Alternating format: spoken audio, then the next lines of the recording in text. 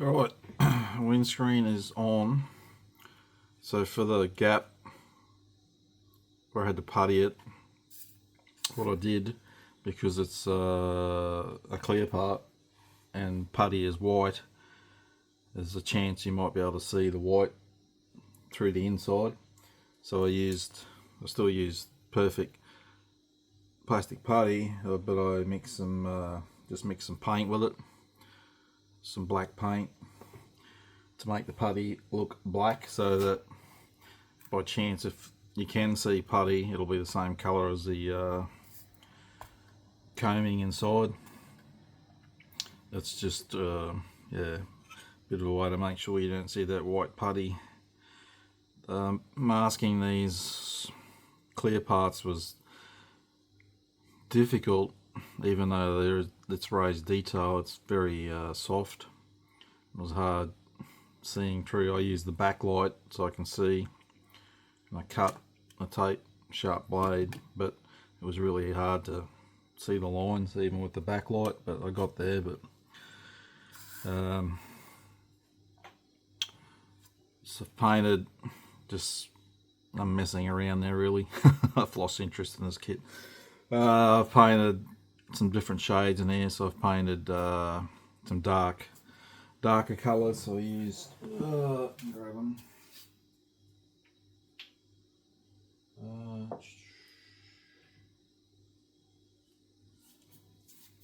Oh, that's the way to do it. So I started with titanium. I sprayed titanium over everything, and I thought that's a bit dark, so I came in with some gunmetal, and then I went jet exhaust around the nozzles and a bit on that heat plating protection or whatever is exhaust section of it. Yeah, I'm just experimenting now really with it, and like I said, I've lost interest in it. So all the metal work I do will be getting this on it. I've mentioned it before, it's about, for me, out of the ones I've tried, it keeps the metal sheen pretty good, whereas other ones you might lose a lot of the sheen. This one, for me, I think it keeps the sheen of metal really good. You might dull a touch, but I think it's pretty good enough for me anyway. So now all I got to mask that off, obviously, mask these off. I put in the light clear part that actually fitted. I was surprised. Mask off, and then I can start priming it, ready for some paint. When I glued this to the frame, what I did was I glued the back. That needs a bit of putty there, I think. And then I glued one side, lined it up, because it's so flexible you can easily line it up, but I did one side at a time just to make sure. And you definitely can't use PVA or crystal clear on that, because you got to pull it in. That'll never hold. Crystal clear will never hold. So I used extra thin, if you're careful with it, because the actual clear part frame is very narrow, so you haven't got a lot to work with. But if you're careful with extra thin, when you take it out, just get a bit of the excess off and just touch and let the capillary action run it along. I always use the dark green lead. That's the one I use for when I've got stubborn clear parts. I'm sure the other ones work too, but I have many. Well, I keep I have all these, and over the years I've come to realise they suit specific things better when I'm gluing things. So yeah, so time to start masking again. Alright, all done. Night Fighter. I wish. Alright, I primed it with Mr. Finishing Surfacer 1500 black, heavily thinned, with Mr. Leveling Thinner, because it's pretty thick, that paint. I've done a couple of coats over it. I'm waiting for it to dry off, and then I'm going to check if there's any scratches still I need to polish out, and I'll touch it up again. I've painted the nose as well black and masked it off. I'll be using AK Extreme Metal Aluminium for the metal work on it, and I'll probably gonna have a bit of play, try something I haven't tried before, but I'll come back and discuss that if it works or not. It's a bloody big lump, this thing, so it'll take a while getting this all down. Yeah, everything else is about done. So I've painted the grey on the rockets. I just need to paint the fuse wire black on them, and all the other gears done, which I shown last time.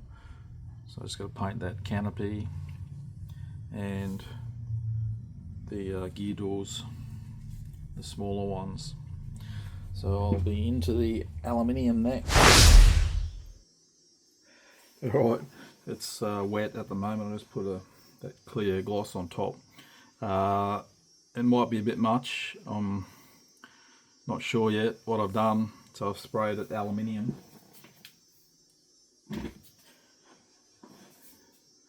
And I've mixed, when I've finished the base coat, the shading is that colour with some flat black in it. I've done it before. I did it on Revell, actually. Revell's F-86D, the Sabre Dog, and I really love the look. It's suggesting grime, build-up of grime on the panel lines. But like I said, at the moment I think it's too much. I'm going to leave it, finish up for today, and when I come back tomorrow or next time, whenever, I'll look at it again and see what I think then. Sometimes you sort of get tunnel vision when you're working on something. You just go, and then sometimes if you step back, come back and look at it, things become clearer. So if I do decide that's too much, all I need to do is just mist that colour over the top again, just to dull it down, and then clear gloss it again. Because the other reason I'm thinking doing this way is because it's all raised detail. I may not use a wash. I might just use this as it's weathering. But again, that's not decided yet, and I still really haven't made up my mind on which scheme. So you got this one, or the other one with the yellow markings, or yellow, a lot of yellow on it. This one's blue. Either way, either one, I have to mask and paint up the wingtip tanks, and put this scheme, the tip of the tail. I'm not sure the other one. I can't lift that up at the moment. I don't want to tip that because it's wet. Yeah, it's a bit in your face at the moment, so like I said, I might have to knock it back, but we shall see. Alright, I'm still fighting myself with this kit. Everything I do, I just don't like.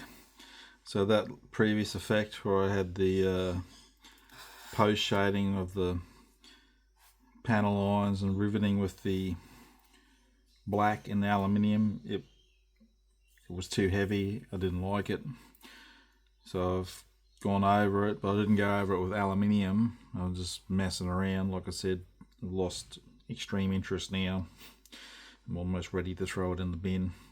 So I went over it with polished aluminium and just dulled that effect down. You can still see it, and depending on which angle you look at it, it may look barely visible or very visible. So I'm just going to leave it at that now. I'm over it. I'm doing this scheme, the blue markings. So as you can see, I've done in the anti-glare on the tanks and the nose, and painted in the blue on the outer edges. I'm just guessing the blue, it won't be exactly the same as their decals, and I don't care. So that's the next step. We'll see how the decals go down. Hopefully they work alright. Like I said, the F-86D Sabre Dog I did in natural metal.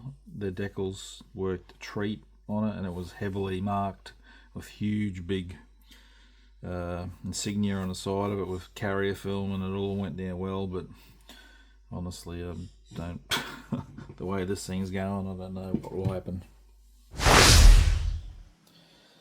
Alright, I'm calling it done. I just don't have time to keep messing around with this thing. It's been fighting me all along, just about. No wash. I didn't do a wash even. It's the first time I've ever done an aircraft without a wash. I just can't do any more on this thing. It's just yeah, getting to me. The decals, they worked well with micro sole. Micro sole seems to work well with AK Extreme Metals. It doesn't damage the paint.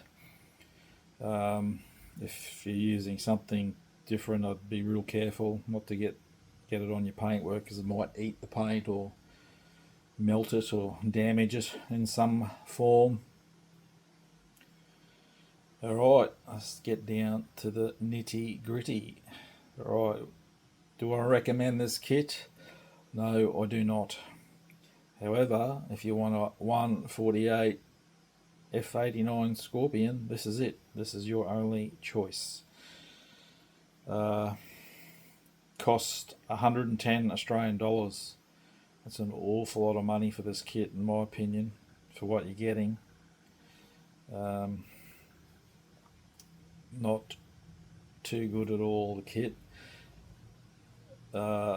Raised detail. So this kit apparently was tooled in 1990, which just sort of blew my mind. I thought, looking more like 1970 with the raised details and the fit of it. But anyway, that's what it's supposed to be, 1990.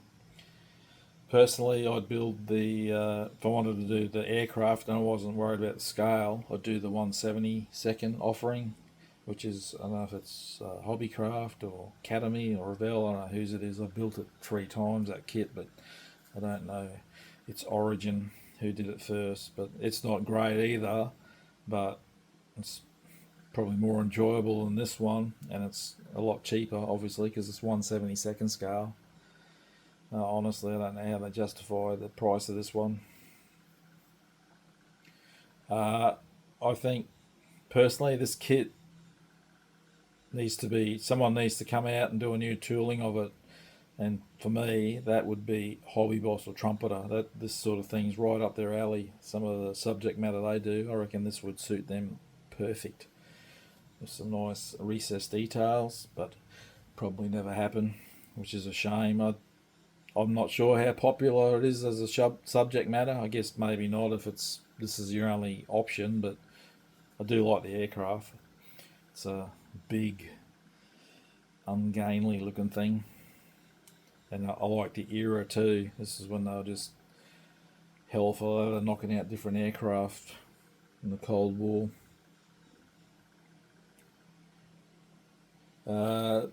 For me, I'm not proud of this build, I can tell you that. It's probably one of my worst finishes I've ever done, but I've done the rest of the video, so I'm going to do this bit and complete it. It is what it is. I just can't spend any more time on it. I need to start cracking on with other builds I had planned that I want to do for QMHE later in the year. So I'm going to add some still photos of it. not a lot because it's not real pretty to look at. But hopefully, if you do have the kit and you're building it, or you're gonna get the kit and build it, well, I've shown you what to look out for, the fit issues, especially that windscreen. Anyway, thank you for watching. Photos to follow.